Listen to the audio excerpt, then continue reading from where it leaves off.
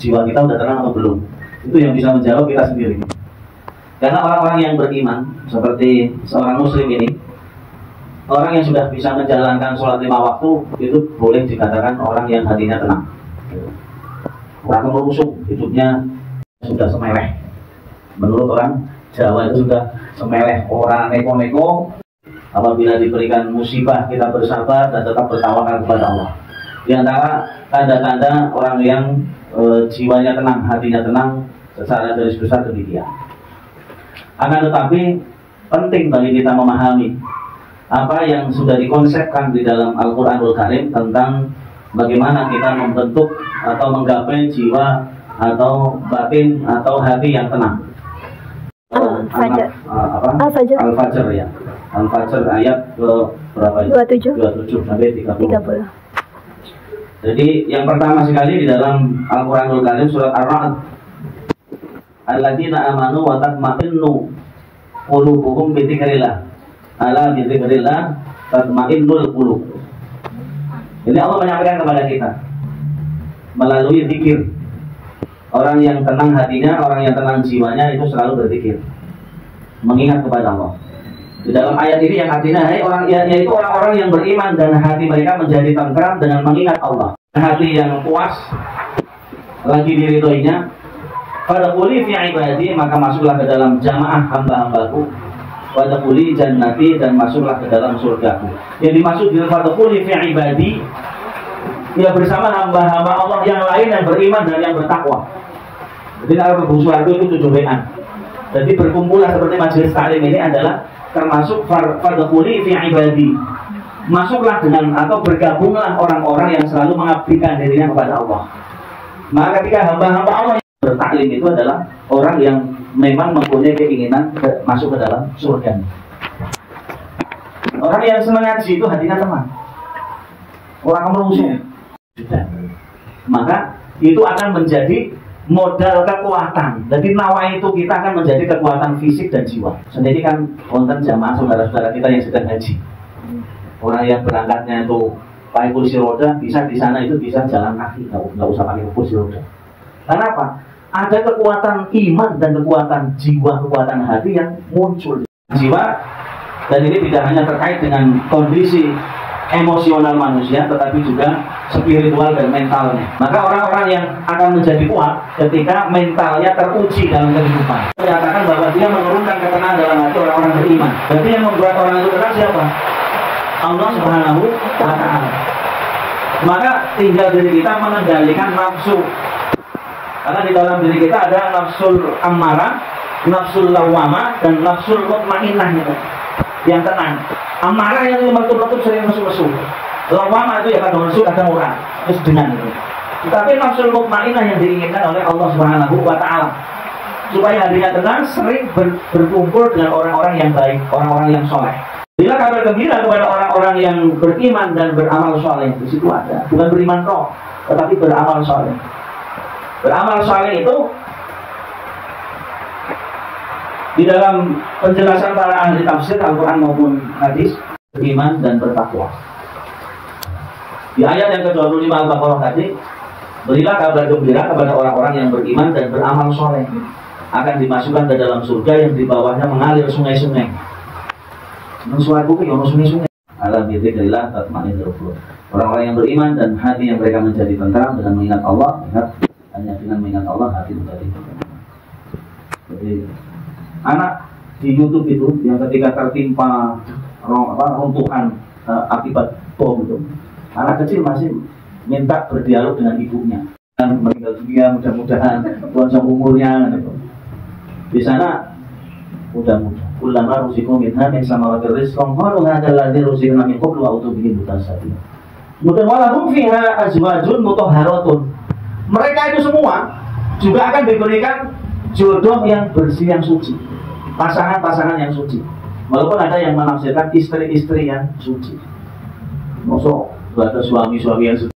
Sesungguhnya manusia itu dalam kerugian. Illal ladzina amanu, kecuali orang yang beriman, wa amilus sholihah, dan beramal saleh. Saleh termasuk itu. Masjid orang melu ngasih rugi. Karena pelakunya dihitung. Cuman ketika bisa dia itu menjadi amalan soleh ketika tadi Bismillahi tawakkaltu, libatkan Allah dulu ketika akan memulai, ketika selesai nanti libatkan Allah juga dengan zikrullah kepada. Dan di sini salah satu barang dagangan kita adalah yuqatiluna fi sabilillah, berperang di jalan Allah. Karena pada saat itu turunnya ayat ini kan berkaitan dengan peperangan. Pasca peperangan di Bai'at Aqabah itu ada yang namanya Abdullah bin Rawahah yang kemudian berbincang-bincang dengan temannya, "Apa duit ya bahasa kita? Apa duit buat perlindungan Rasulullah perang? Itu mengorbankan apa yang kita miliki, orang-orang yang kita cintai di korban. Kalau dikirim untuk omong ini untuk ngaji itu mengamalkan surat Al-Baqarah atau ayat 112. Ar-raki'una sajidun itu orang yang selalu rukuk dan sujud dalam ibadahnya. Al-amiruna bil ma'ruf, orang yang mengajak kepada kebaikan, wa nahuna 'anil munkar, memerangi kemungkaran. Al-hafiduna li hududillah, selalu menjaga hukum-hukum Allah. Nah, awal dari itu seperti tadi haram, ya jangan sampai kita melakukan. Nah ini diwajibkan yang harus kita jalan. Itu sunnah yang harus diupuk suci. Wahum fiha khalidin, dan mereka akan kekal di dalam.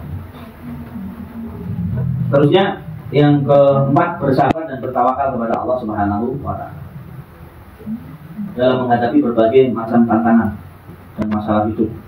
Kesabaran dan ketawakalan kepada Allah menjadi kunci untuk mencapai ketenangan jiwa.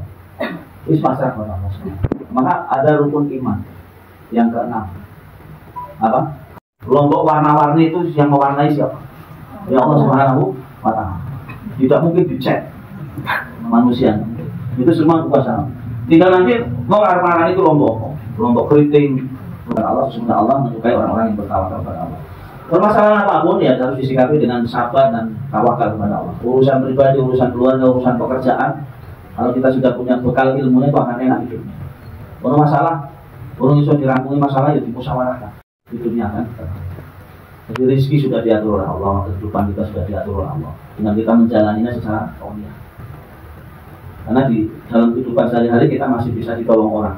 Tetapi ketika nanti di akhirat, siapa yang akan bisa menolong kita kecuali amal kita? Ya, orang perjalanan ke Jakarta, hanya beli tiket, orang bisa dompetnya ketinggalan. Wa yazidullahu alladziina ihtadaw huda. Allah akan memberikan hidayah dan akan menambah hidayah itu yang harus dicari oleh orangnya. Wal baqiyatus shalihat. Ternyata makna al baqiyatus shalihat itu ya amalan-amalan yang akan abadi, akan terus-menerus dia akan mendapatkan.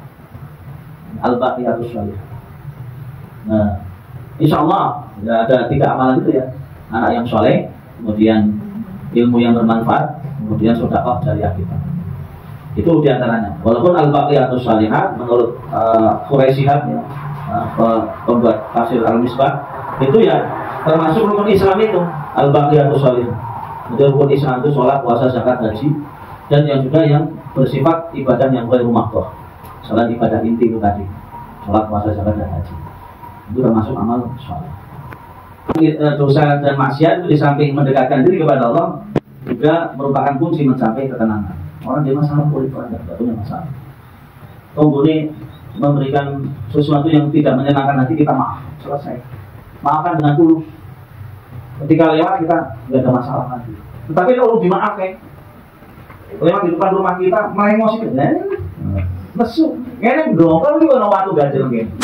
Yang kaitannya dengan bumi dan seisinya. Tetapi kerusakan secara sosial itu juga tidak boleh dilakukan orang-orang yang beriman. Karena itu menjauhkan dari segala bentuk dosa dan maksiat adalah penting menjaga ketenangan jiwa kita. Termasuk tadi al-hafidhuna li hududillah dalam surat At-Taubah ayat 112.